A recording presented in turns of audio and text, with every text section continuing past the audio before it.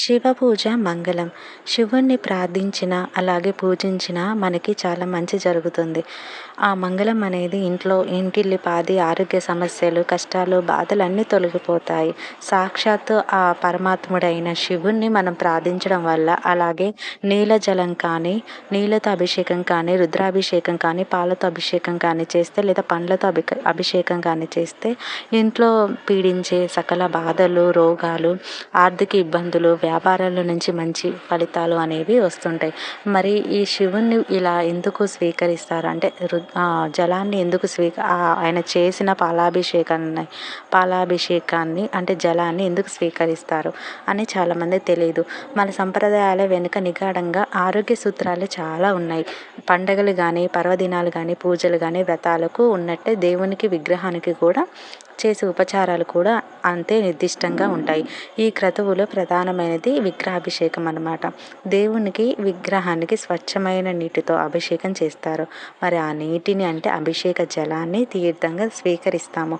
ఇందులోని ఉద్దేశం శివుని విగ్రహాన్ని శుభ్రపరచడం అనుకున్నాం, కానీ నిజానికి మన ఆరోగ్యం కోసమే ఇదంతా. విగ్రహాలు దాదాపుగా కొండల నుంచి స్వీకరించిన శిలలతోనే తయారవుతాయి. ఖనిజ శిలాలను సేకరించి అంటే మన సైంటిఫిక్ రీజన్ కూడా ఉంటుంది. ఎవ్రీథింగ్ మనం చేసే ప్రతిదానికి ఒక సైంటిఫిక్ రీజన్ ఖచ్చితంగా ఉంటుంది. ఆ ఖనిజ రాతిని తాకిన నీటిలో ఘనాలు ఉంటాయి కాబట్టి ఆ నీటిని తాకితే స్వల్ప మోతాదులో ఖనిజ లవణాలు అందుతాయి. అందుకే విగ్రహాన్ని చెక్కడానికి రాతిని సేకరించడం కూడా నిపుణులే చేయాలన్నమాట. పర్వతాల నుంచి జాలువారే జలపాతంలో స్నానం చేయటం, వాటిని తాకటం వంటి ఆచారాల్లోని ఉద్దేశం కూడా ఇది. అయితే ఖనిజ సంపదలు నిండిన పర్వతాల నుంచి ప్రవహించే నీటిని తాకటం అందరికీ సాధ్యం కాదు. కాబట్టి ఆ రాతిని సేకరించి విగ్రహం తయారు చేసి ఇలాంటి ఆచారాలు అలవాటు చేశారు మన ఋషుల వల్లనే ఇది సాధ్యమవుతుంది. అందుకనే మనం ఋషులు చాలా గొప్పగా సన్యాసులు మనకి చాలా ఇక్కడ దొరకరు. అది హిమాలయాల్లోనే సాధ్యమవుతుంది. ఎందుకంటే వాళ్ళు అంత నిష్టగా, విక్లిప్తంగా అలా దేవుని ప్రార్థిస్తూ ఉంటారు కాబట్టి.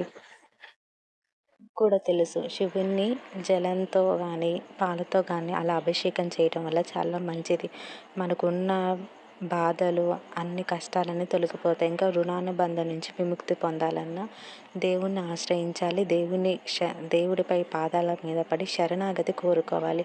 మనం చేసే పుణ్య పాప కర్మలు అనేది ఈ జీవితంలోనే అనుభవిస్తాం కాబట్టి వాటిని ఏదైనా సరే, చీమ కుట్టే చోట పాము కరిచే చోట చీమ కుట్టి ఆ బాధని తొలగించండి స్వామి, నన్ను ఇలా కాపాడండి, నేను ఈ కష్టాల నుంచి బయటకు రావాలి, మీరే నన్ను వేడుకోవాలి.